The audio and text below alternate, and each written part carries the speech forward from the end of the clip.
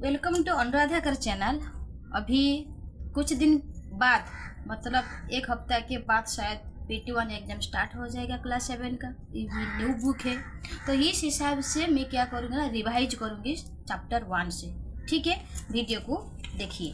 अभी देखो पहले क्वेश्चन पेपर में पहले क्या आएगा, क्वेश्चन आपको पैसेज आएगा। ठीक है, पैसेज आएगा, पैसेज का अंदर आंसर रहेगा। तो इसीलिए मैं क्या है ना, थोड़ा ट्रिक्स बता रही हूँ। पैसेज अगर किसी को भी संस्कृत में कुछ भी नहीं आता है तो वो पैसेज कैसे सॉल्व करेंगे, समझ में नहीं आ रहा है। पर्वतराज कह, इसका मतलब भी उसको पता नहीं है तो ये क्या लिखेगा। देखो इसका आंसर देखो फर्स्ट पैसेज में है, मतलब पैसेज आएगा।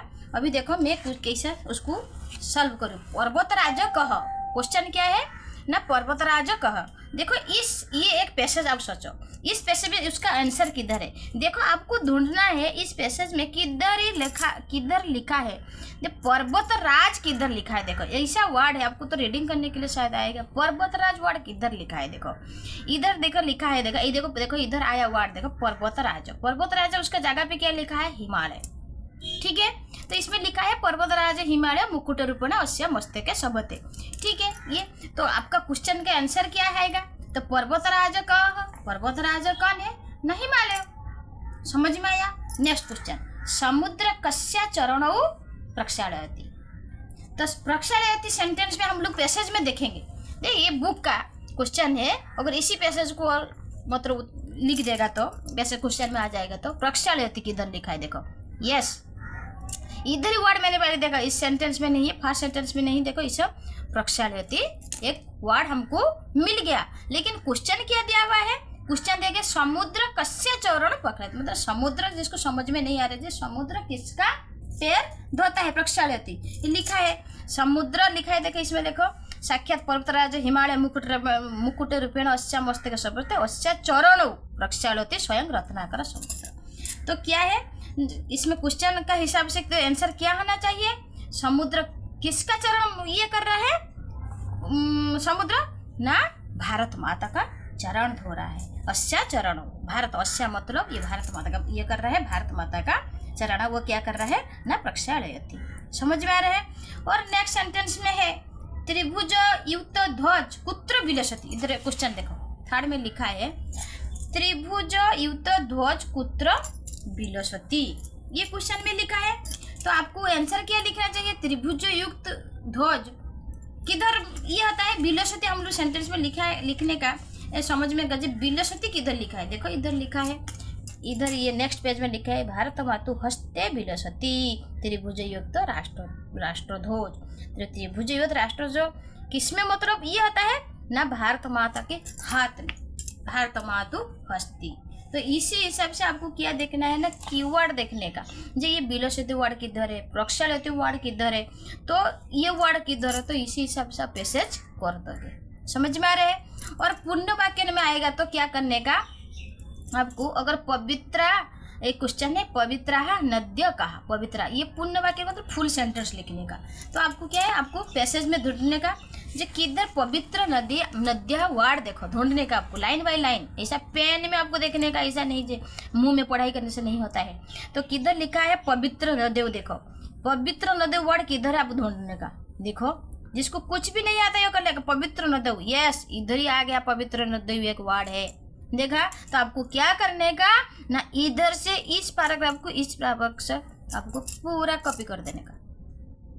ठीक है, गंगा यमुना सरस्वती सिंधु ब्रह्मपुत्र गंडकी महानदी नर्मदा गोदावरी कृष्णा कावेरी इत्यादि पवित्र नदी प्रवाह, ये सब पवित्र नदी का नाम है। समझ में आ रहे हैं। इसको ऐसा क्या है, पूर्ण वाक्य ने क्वेश्चन में आएगा तो पूर्ण वाक्य ने सॉल्व करने का।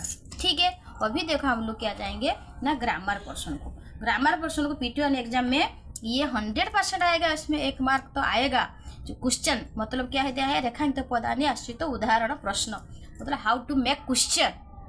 आपको क्या है ना, ये आएगा भारत मातु, ये मातु क्या है ना, स्त्रीलिंग का माता शब्द का पंचमी षष्ठी में है, तो किम शब्द का स्त्रीलिंग कस्याहा है।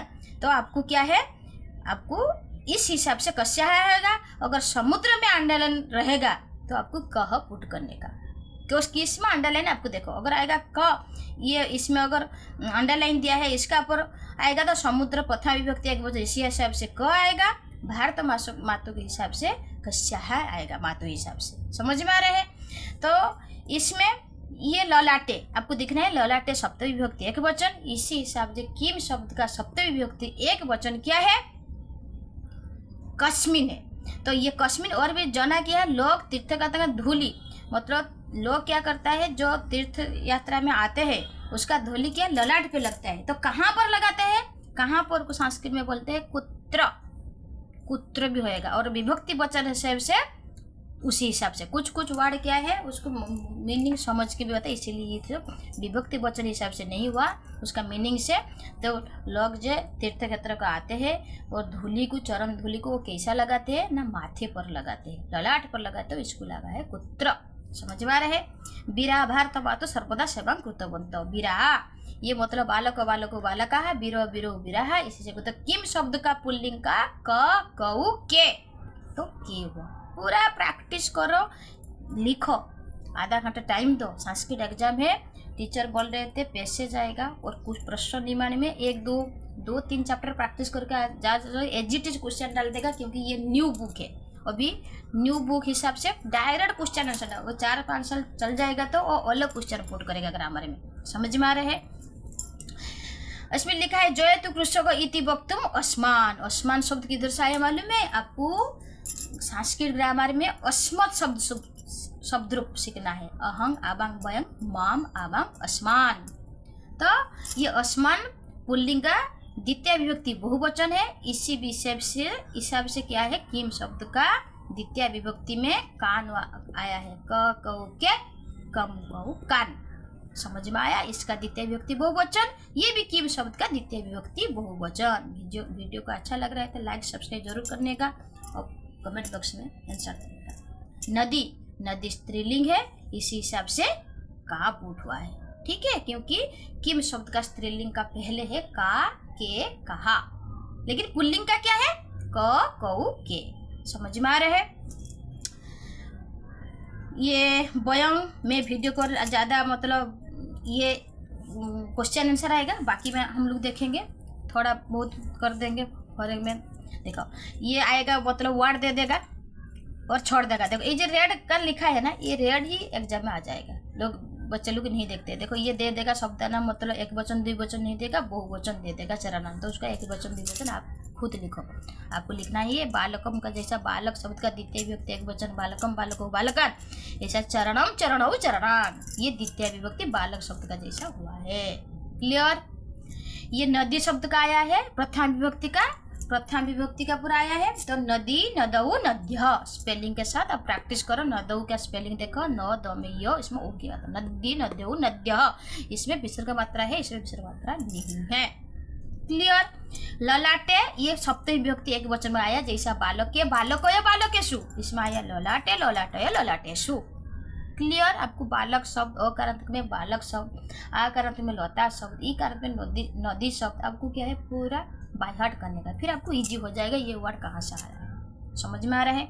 ये देशाय जैसा बालकाय चतुर्थी विभक्ति एक वचन पुल्लिंग का, तो देशाय जैसा बालकाय बालकाभ्याम बालकेभ्यो, देशाय देशाभ्याम देशेभ्यो। समझ में आ रहा है? ये चक्रम कौन सा वर्ड में आ गया टीचर? ये फलम शब्द है, नपुंसकलिंग, फलम फले फलानी, चक्रम चक्रे चक्राणी, प्रथमा विभक्ति नपुंसकलिंग। वीडियो को अच्छा लग रहा था लाइक सब्सक्राइब जरूर करने का। इस पैटर्न में एग्जाम में आएगा 2 मार्क 3 मार्क आएगा, क्या है रिक्त स्थान पूर्ण करो, ये शब्द रूप में 100% आएगा। उसमें 2-3 मार्क में के क्वेश्चन वो भी आएगा, और पैसेज का जैसे मैं समझा है उसी ट्रिक सबसे आपको करना है, बाकी नेक्स्ट चलो, ठीक है? ये भी आएगा शायद अभी न्यू बुक में, ये क्या है ना लिखा है अद्ध पद्धतानि वाक्यानि पठित्वा मातृभाषाया प्राचीन भाषायाम आंग्ल भाषाया अनुवादम कुर्वन्तु, मतलब ट्रांसलेशन करना है आपको, हिंदी में लिखना है। क्लियर? भारत भूमौ पवित्रा नद्य बहन्ति, भारत भूमि पवित्र नदी बह रहा है, उसको कोई इंग्लिश में भी लिख सकता है, कोई हिंदी में लिख सकता है। भारत भूमि में पवित्र नदियाँ बहती है, ठीक है? उसको हिंदी में लिखना है, मातृभाषा अन्य लैंग्वेज आपको लिखना है। भारत से मस्तके हिमालय मुकुट रूपण है शोभित, भारत मस्तक में, मस्तक के कौन सा विभक्ति कौन सा वचन आप लिखो, कमेंट बॉक्स में लिखो मस्तके, मैं क्वेश्चन बोल रही हूँ, मस्तके कौन सा विभक्ति कौन सा वचन। भारतस्य मस्तक में हिमालय मुकुट रूप में शोभायते है, तो उसका आपको ट्रांसलेशन करके लिखना है हिंदी में। भारत का मस्तक ऊपर हिमालय मुकुट रूप से में शोभता है या शोभा देता है। क्लियर। अभी देखो नेक्स्ट ये भी आएगा।